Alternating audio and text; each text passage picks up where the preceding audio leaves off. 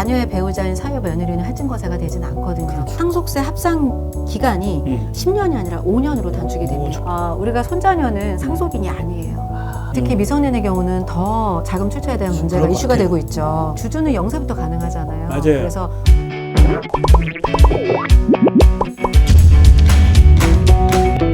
안녕하세요. 중소중견기업 보스들의 골치 아픈 고민을 타파해줄 보고파TV를 책임지고 있는 윤책임입니다. 자, 오늘은 세대 생략 증여의 활용에 대해서 얘기를 나눠보도록 하겠습니다. 옆자리는 경영 컨설팅 전문가 장은하 전무님 모셨습니다. 안녕하십니까? 안녕하세요. 자, 중소기업 대표님을 포함해서 대부분의 이 자산가분들은 증여에 관심이 되게 많고 이미 많은 증여를 하신 분들도 있지 않겠습니까? 요즘에 가장 핫 이슈죠. 네. 이 보통 증여는 부모가 자녀에게 하고 또 자녀가 이제 손자녀에게 하는 게 일반적인 어떻게 보면 과정이라고 그렇죠. 생각하지 않습니까? 네. 근데 이걸 생략할 수 있는 방법이 있다고 합니다. 그게 바로 세대 생략 증여인데 네. 이걸 한번 간단하게 설명해 주십시오. 네. 우리가 보통은 이제 아버지가 그러니까 할아버지가 아버지에게 증여를 하고 맞아요. 자산을 이동을 하고 이제 맞아요. 거기에 1차 증여세를 과세를 하고 그다음에 아버지가 이제 그 금액을 가지고 다시 또 본인의 자녀에게 손주에게 또 2차로 증여를 하면서 또 2차 증여세가 또 과세가 되는 그렇죠. 이 두 번에 걸치는 어떤 프로세스가 필요한데 맞아요. 그 세대 생략 증여라는 것은 그 조부모가 자녀에게 자산을 이동하지 않고 직접 손자녀에게 재산을 물려주는 방식을 말을 합니다. 손자에게 네.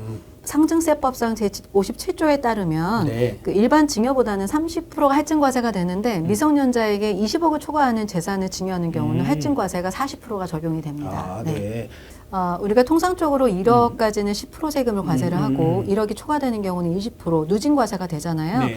근데 증여세율이 만약에 10%라면 거기에 30% 할증과세라는 게 40%에 대한 적용을 하는 게 아니라 그 10% 세금에 대한 부분에 30%를 더 내는 거니까 10%에 30%? 네, 실질적으로는 13%를 더 할증과세를 하는 거다라고 네. 이해를 하시면 되고 네네. 통상적으로 이제 우리가 세금에 대한 부분이 산출세액이 나오면 거기에 30%니까 1.3을 곱하면 됩니다. 맞아요, 네. 맞아요. 그러네요.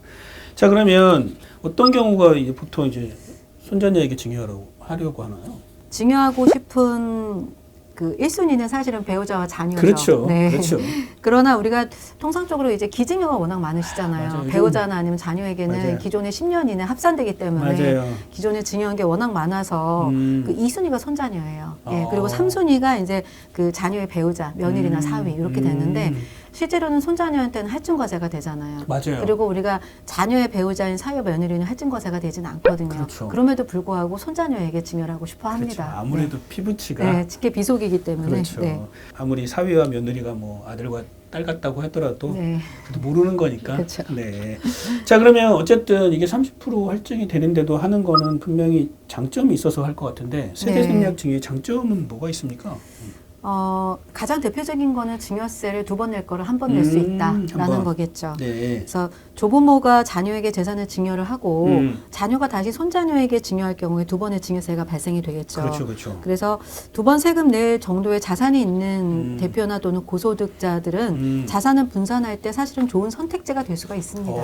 이걸 예를 들어서 한번 설명해 주십시오. 네. 자, 케이스 1은 보편적인 자산 이동의 케이스입니다. 네. 조부모가 부모에게 자산을 이동하는 케이스인데요. 네. 증여 재산이 5억이고요. 성인 자녀기 때문에 재산 공제 5천만 원을 하면 네. 4억 5천에 대해서 세금은 20%가 적용이 됩니다. 그렇죠. 그래서 20%에 해당되는 증여세는 8천만 원 정도에 대한 부분이고 자진 납부 세액을 감안을 하면 증여세는 약 7,760만 원 정도가 납부가 되고요. 네. 부동산에 대한 증여기 때문에 취득세는 2천만 원 정도가 그렇죠. 나옵니다. 그렇죠. 그래서 이 부분이 다시 또 아버지가 또 자녀에게 이동을 하기 때문에 이 세금이 두 배가 되네요. 네, 두 번 세금을 발생된다라고 아까 말씀을 드려서 네. 총 합은 1억 9,520만 원 정도의 증여세를 과세를 합니다. 그러네요. 제 케이스 2는 세대 생략 증여에 대한 케이스인데요.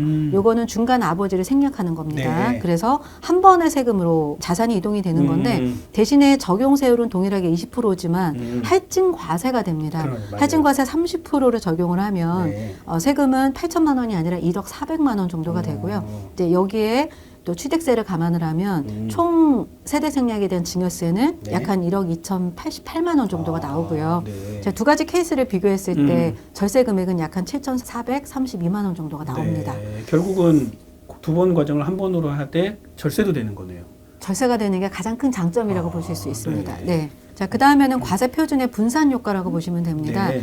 자, 자산가 대부분이 자녀에게 이미 증여한 재산이 많다라고 말씀을 드렸고요. 또 추가로 자녀에게 증여하면 높은 세율을 적용이 됩니다. 그렇죠. 그래서 손자녀에게 직접적으로 증여를 하면 증여 재산 공제를 추가로 받을 수가 있다. 또 과세 표준이 분산된다. 이런 장점이 있는데 네. 자, 예를 한번 들어볼까요? 네. 아버지가 성인 자녀에게 3억 5천에 대한 증여를 합니다. 증여 공제가 5천만 원이 되고요.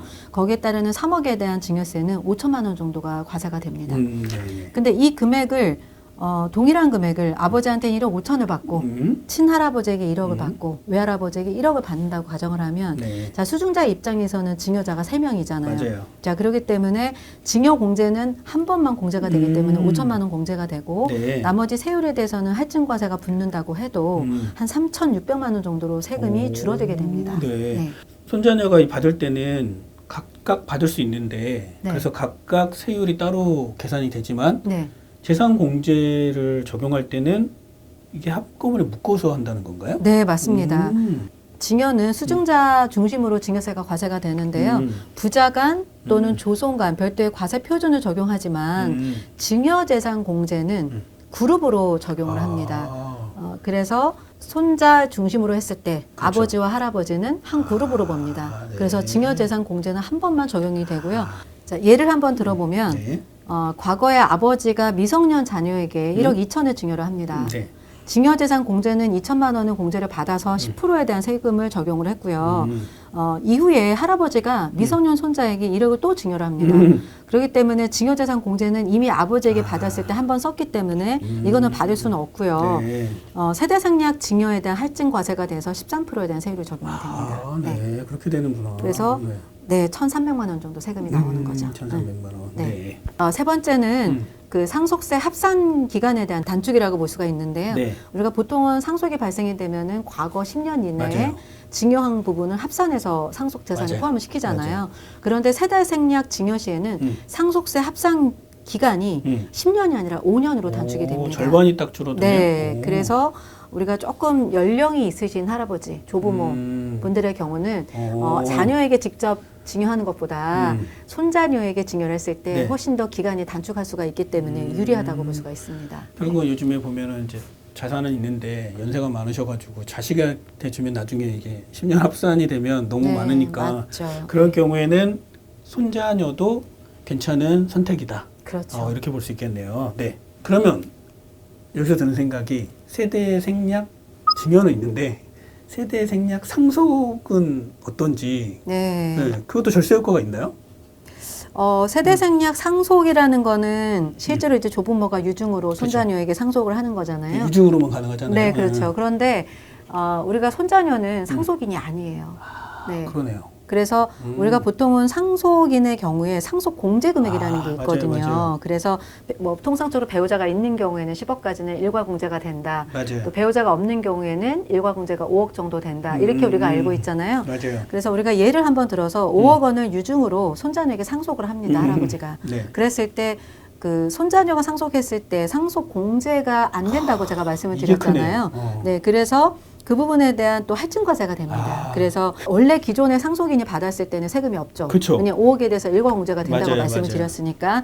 그러나 손자녀가 만약에 상속을 받는 경우는 세금이 약간 1억 1,300만 원 정도가 세금이 나옵니다.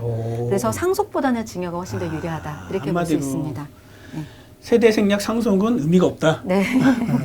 증여를 해라. 네. 네. 자, 그러면 지금도 얘기했듯이 이제 세대 생략 증여도 분명히 주의할 점이 있을 것 같습니다. 주의점이 뭐가 있을까요? 손자녀 같은 경우는 할증 과세가 된다는 네, 거죠. 아까 네, 얘기했듯이. 30%, 그다음에 미성년의 경우는 20억 초과에 대해서는 40% 할증 과세가 되고요. 네. 가장 큰 사실은 주의사항은 그 세금을 손자녀가 과연 납부할 수 있느냐. 그쵸. 네, 미성년 손자 같은 경우는 특히나 더 심하죠? 더 사실은 위험한 부분들이 있어서 보통 통상적으로 그 세금까지도 조부모가 증여세를 내면서 그 까지? 세금까지도 내주는 경우들이 대부분이라고 보시면 그렇구나. 됩니다. 네.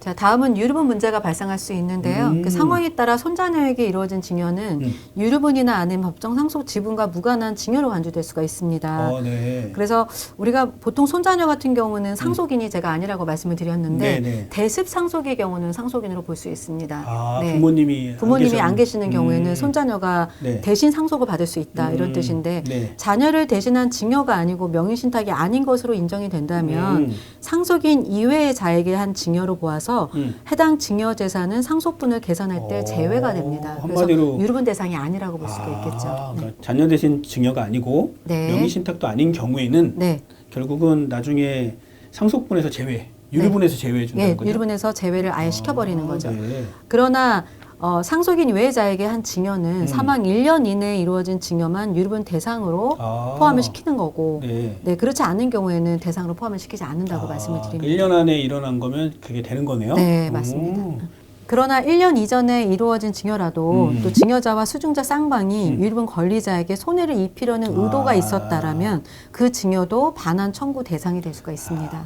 결국은 나중에 돌아가시면 이 문제가 좀 유류분 문제가 크지 않습니까? 요즘에 상속할 때 유류분 문제가 조금 더 많이 이슈가 되긴 합니다. 네. 그리고 특히나 이제 자산가분들은 워낙 손자녀에게도 많은 재산을 주다 보니까 나중에 이걸 가지고도 법정 분쟁이 많이 일어날 수도 있을 것 같아요. 네, 그렇습니다. 그래서 미리미리 증여를 하는 거를 권유를 해드립니다. 맞아요. 네.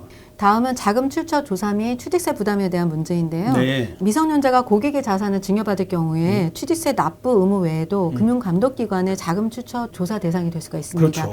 요즘에 가장 또 많이 빈번히 발생되는 부분 중에 하나인데 특히 어릴 때는 네, 특히 미성년의 경우는 더 자금 출처에 대한 문제가 그럴 것 이슈가 같아요. 되고 있죠. 그래서 그렇기 때문에 자금 출처에 대한 문제를 해결하기 위해서는 중소기업의 대표의 경우에는 그 본인의 주식을 손자녀에게 좀 분사를 해서 그 손자녀가 그거를 통한 또 배당을 받을 수 있거나 또는 부동산을 지분을 조금 더 증여를 해서 또 임대소득이 발생이 되거나 해서 자금 출처를 명확하게 두는 거를 조금 권유를 해드리기 때문에 네. 이렇게 해서 자금 출처를 받을 수 있는 효과가 크다고 볼 수 있습니다. 결국은 어떻게 보면은 세대 생략 증여를 할 때는 중소기업 대표님이 좀 더 유리한 부분이 있겠네요. 그렇죠.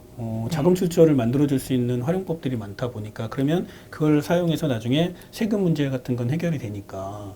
그러니까 우리가 보통은 세금을 납부할 때 그 세금도 할아버지가 맞아요. 내준다, 대신 내준다 이런 말씀을 드렸는데 우리가 이렇게 중소기업의 경우는 주식으로 우리가 배당 소득을 받을 수가 있잖아요. 그렇죠. 그래서 우리가 손자녀에게 주식을 분산을 해서 법인에서 배당을 받아서 그 소득으로 세금을 납부할 수 있는 거로 저희가 진행을 해드리죠. 네, 결국은 중소기업 대표님 같은 경우는 연세가 좀 있다 싶으면 손자녀를 많이 활용하는 것도 좋은 방법일 것 같습니다. 네, 좋은 방법입니다. 네. 네.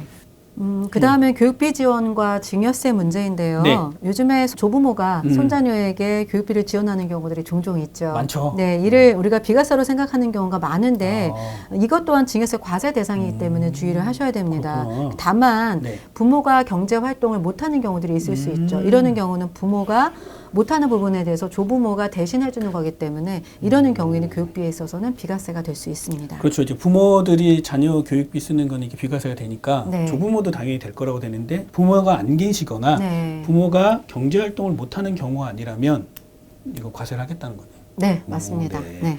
자, 그러면 세대 생략 증여 이런 좀 사례가 있으세요? 실제 사례는 굉장히 많고요. 네. 대표님들 연세가 요즘에 70대, 80대도 굉장히 은근히 많으세요. 많으시더라고요. 그리고 또 60대도 이제 손주를 볼 나이시죠. 그래서 요즘에는 우리가 주주는 0세부터 가능하잖아요. 맞아요. 그래서 우리가 0세부터 자금 출처를 마련을 해야 된다라고 대표님들한테 말씀을 드리고 우리가 조부의 어떤 높은 지분율을 손자녀에게 조금 주식을 증여하는 거로 말씀을 드리면서 그 조부의 지분을 증여할 수도 있지만 조부의 배우자, 조모의 또 지분이 있을 수 있잖아요. 맞아요. 그래서 우리가 왜 할아버지의 주식을 자녀에게 가업승계로 후계를 하고 그런 다음에 또 배우자, 그러니까 할머니의 주식은 또 처분을 어떻게 해야 되느냐 이것도 하나의 숙제거든요. 맞아요. 그래서 두 분 중에 한 분밖에 못 하니까. 네, 그렇죠. 그래서 실제로 이제 할머니의 지분을 손자녀에게 증여하는 경우들이 많이 있습니다. 이제 손자녀에게 주식을 증여를 하면서 할증과세를 뭐 당연히 말씀을 그렇죠. 드리고 거기에 대해서 세금이 그렇게 높지 않다면 네, 할머니의 주식을 처분을 그런 식으로 손자녀에게 증여하는 방식으로 하는 경우들이 현장에서 많이 발생하고 있습니다. 네. 네. 자, 배우자와 자녀에 대한 재산 공제액이 꽉 찼거나 아니면 이제 그 이상 금액을 좀 증여해야 되는 이 상황이라면 네. 손자녀를 활용한 세대 생략 증여도 같이 좀 활용해 보면 좋은 절세 플랜이 될 것 같습니다. 네. 특히 중소기업 대표님들의 경우는 더 이제 주식으로 우리가 분산을 할 수가 있기 그러니까요. 때문에 주식을 분산하게 되면 그 소득에 대한 자금 출처 또한 문제가 해결이 되는 거잖아요. 그렇죠. 그래서 아주 이중 삼중의 효과를 얻을 수가 있습니다. 네. 자, 오늘 내용 이것으로 마치고요. 다음 시간에도 유익한 정보로 찾아뵙도록 하겠습니다. 감사합니다. 감사합니다.